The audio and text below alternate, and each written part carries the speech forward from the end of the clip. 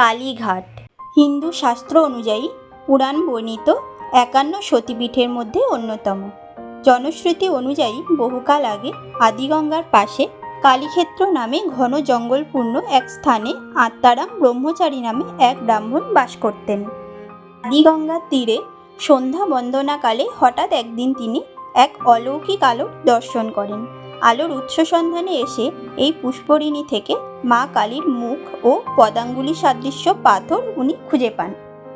বীর স্বপ্নাদেশে তিনি জানতে পারেন উক্ত পাথরটি পুরাণ বর্ণিত সতী অঙ্গগুলির মধ্যে অন্যতম। অতঃপর ওই তীর্থস্থানে তিনি ভক্তি ভরে দেবীর পূজা অর্চনা শুরু করেন। কালে কালে মন্দির প্রতিষ্ঠিত হয়। পুষ্করিণীটি কুণ্ডপুকুর নামে পরিচিতি পায় আর দিকে দিকে সতীপীঠের মাহাত্ম্য ছড়িয়ে পড়ে, যা পরে মহাতীর্থ কালীঘাট হয়।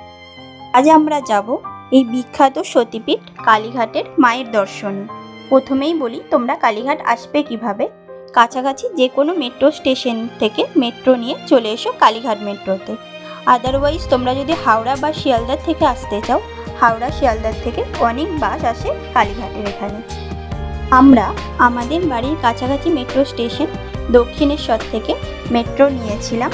এদের মেট্রো ভাড়া পড়েছে পার পার্সন 25 টাকা করে, আর টাইমও লেগেছে অ্যাপ্রক্সিমেট 1 ঘন্টা মতো। এসে গেছি আমরা কালীঘাট মেট্রো স্টেশনে। দেখো, কালী মন্দিরে যাওয়ার জন্য বেরাতে হবে 1 নম্বর গেট দিয়ে। মেট্রো গেট নাম্বার 1 থেকে উপরে উঠে গেটের ব্যাক সাইড দিয়ে মিনিট 2-3 হাঁটলেই আমরা পাবো নবনির্মিত কালীঘাটের স্কাইওয়াক। এটা এসপি মুখার্জি লেন, আর এসপি মুখার্জি লেন থেকে এটা হচ্ছে স্কাইওয়াকের ফার্স্ট ভিউ।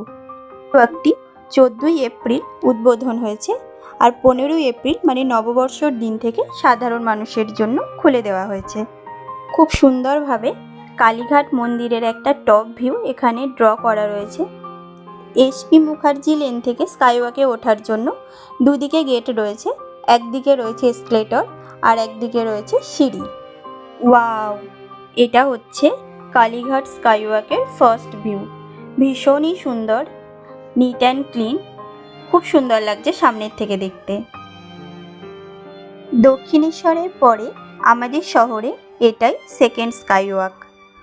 সিঁড়ি দিয়ে উপরে উঠেই সামনেই স্কাইওয়াকের উপরে একটা গম্বুজ মতো পোর্শন রয়েছে, আর তাতে রয়েছে এই সুন্দর ঝাড়বাতিটা।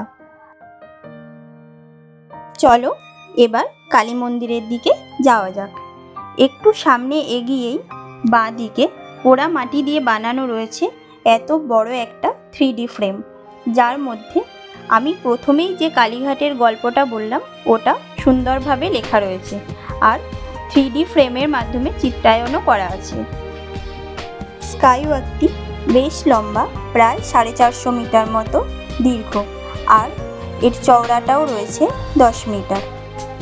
এসে গেছি আমরা মন্দিরের কাছে। মন্দিরের এই দিকেও নামার জন্য দুটো গেট রয়েছে, একদিকে রয়েছে এসকেলেটর আর একদিকে সিঁড়ি। এটা হচ্ছে মন্দিরের দিকে স্কাইওয়াকের গেট। এখানে কালীঘাটের মায়ের একটা সুন্দর ছবি আঁকা রয়েছে। ওই যে ওটা মন্দির আর এটা স্কাইওয়াক। স্কাইওয়াক থেকে 100 মিটার মতো হাঁটলেই আমরা মন্দিরে পৌঁছে যাব। এদিকে রয়েছে এসকেলেটর আর এইদিকে আছে সিঁড়ি। আর এই যে নিচের রাস্তাটা দেখছো, এটা দিয়েই আগে মন্দিরে আসা যেত। রাস্তাটা খুব কনজেস্টেড, সাথে ক্রাউডেডও থাকতো। এখন হয়তো এই প্রবলেমটা একটু সলভ হবে। দক্ষিণেশ্বরের স্কাইওয়াকের উপরে যেরকম মায়ের পুজোর অনেক ডালার দোকান আছে, এই স্কাইওয়াকে সেরকম কোনো স্পেস আমি দেখলাম না। স্কাইওয়াক থেকে ঠিক নেমেই রাস্তার দুধারে এরকম অনেক পুজোর সামগ্রীর দোকান রয়েছে। এখান থেকে ডালা নিয়ে নিতে পারো তোমরা পুজোর জন্য। এই দেখো, এটা হচ্ছে মন্দিরের মেন এন্ট্রান্স, গেট নম্বর 1। তবে মন্দিরে ঢোকার আরও বেশ কটা এন্ট্রান্স আছে, তবে তোমরা যখন আসবে চেষ্টা করবে গেট নম্বর 1 দিয়েই ঢোকার, তাহলে মায়ের মন্দিরটা সামনেই পড়বে। মেন মন্দিরের ভিতরে ফটোগ্রাফি বা ভিডিওগ্রাফি অ্যালাউ নেই। আমরা যখন এসছিলাম মন্দির প্রাঙ্গণ খুব একটা ক্রাউডেড ছিল না। খুব ভালোভাবে ভক্তি ভরে মায়ের দর্শন করা গেছে আর পুজোও দেওয়া গেছে। এর আগেও আমি বেশ কবার কালীঘাট মন্দিরে এসেছি, তবে এবারে দুটো নতুন সংযোজন দেখলাম। মন্দিরের ঠিক যে চূড়াটা দেখছো, এই চূড়াটা সোনা দিয়ে মুড়িয়ে দেওয়া হয়েছে। আর নতুন সংযোজনের মধ্যে রয়েছে কালীঘাটের এই নতুন স্কাইওয়াকটি। মন্দির প্রাঙ্গণে মায়ের মন্দির ছাড়াও আরও বেশ কিছু ছোট ছোট মন্দির রয়েছে, যেমন রাধাকৃষ্ণের মন্দির আছে, বাবা মহাদেবের মন্দির রয়েছে। তোমরা সব মন্দির ভালোভাবে দর্শন করে নিও। আর হ্যাঁ, মন্দিরের ভিতরেও বেশ কটা ফুলের দোকান রয়েছে, চাইলে এখান থেকেও ফুল নিয়ে মায়ের পুজো দেওয়া যায়। আরেকটা কথা বলে রাখি, মন্দির কিন্তু দুপুর 2টো থেকে বিকেল 5টা অবধি বন্ধ থাকে।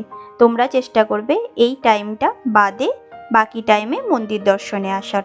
মন্দির থেকে বেরিয়ে একদম সামনেই মাত্র মিনিট 2-3 হাঁটলেই পেয়ে যাবে স্কাইওয়াকের এন্ট্রান্স।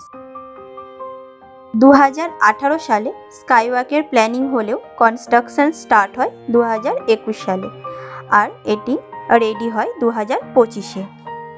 স্কাইওয়াকে ওঠার জন্য টোটাল 5টা গেট রয়েছে, তার মধ্যে 2টোতে আছে স্কেলেটর আর 3টেতে আছে সিঁড়ি।